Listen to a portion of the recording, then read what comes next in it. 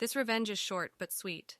The other day, I was in need of a shared e-scooter, and there were only two available in my neighborhood, which were near each other. The app showed they were not on a road, but rather in a private area. Where I live, this is usually not a problem, since most often this means they are in a yard of a block of flats, which are freely accessible. Only this time, it was a nearby homeowner that had decided to park the scooters in his private yard. The residents had parked the scooters close to the house, which was not easily accessible, but very close to their windows, important for the revenge. Now this is, of course, prohibited in the use of these shared scooters, and there was a complaint form that I could have used to make a complaint about these people and the parking. However, I decided to go in another direction. The app has a function, ring a bell, to easily find the scooter when you are searching for it. The sound scooters make is surprisingly loud, and there was only a 5-second waiting time between rings. So, when I walked away from the house, the next few minutes I hit that button like my life depended on it. I could hear it surprisingly far, and yeah, I was happy about it, not gonna lie. After a few minutes, the app showed that the scooter had actually moved further away from the house to a road, so I assume my revenge was successful. Okay, this story takes place over 30 years ago. I was 7.5. My mom and her second husband moved along with me, my brother and sister in with her sister who had 3 kids of her own, 2 girls and a boy. My mom was very pregnant with my little sister as well. Now across the street lived this other family, mom, dad, and 2 kids, a little girl my age and a little boy maybe a year older. Every one of us kids loved the little boy. He was always sharing his toys and offering to help the younger kids tie their shoes, etc. His sister, though, was a brat, hitting other kids, calling them cruel names. Really, now that I think about it, a bully.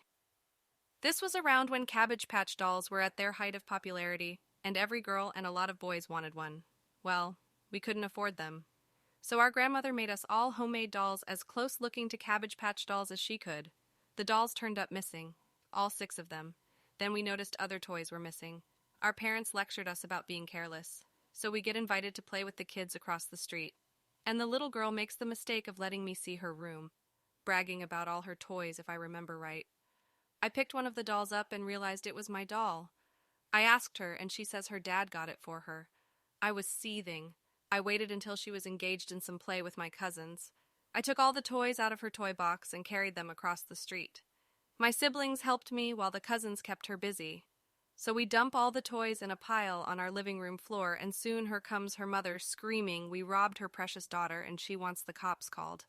My mom and aunt are yelling, my stepdad is taking off his belt, and I calmly turn my doll upside down and lift its skirt. Now it's important here I tell you my mom was a bit OCD when it came to our stuff. Everything had our name either sewn on or written on in permanent marker. The little girl insists her dad gave her the doll. Her mother backs her up. So I pick up the other dolls and show them the names. They are insisting it's just coincidence, and that's when her dad walks in. He listens to his wife complain about us being thieves, then asks me to show him the doll. I have said nothing this entire time. He looks at the name on the doll and turns to his daughter. You're grounded. A month for stealing and a month for lying. I still remember her mouth dropping open and her mother sputtering that we were the thieves. I also remember him looking at his wife dead in the eye and saying, her name, I never bought a doll for her like this one.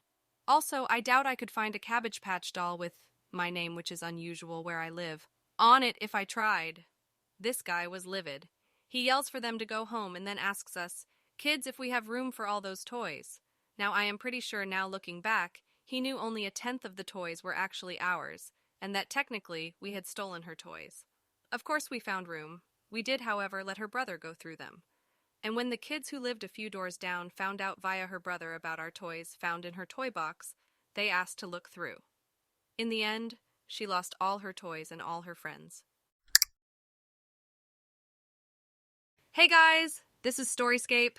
If you enjoyed this story, remember to like, subscribe, and comment what other video ideas you want to see.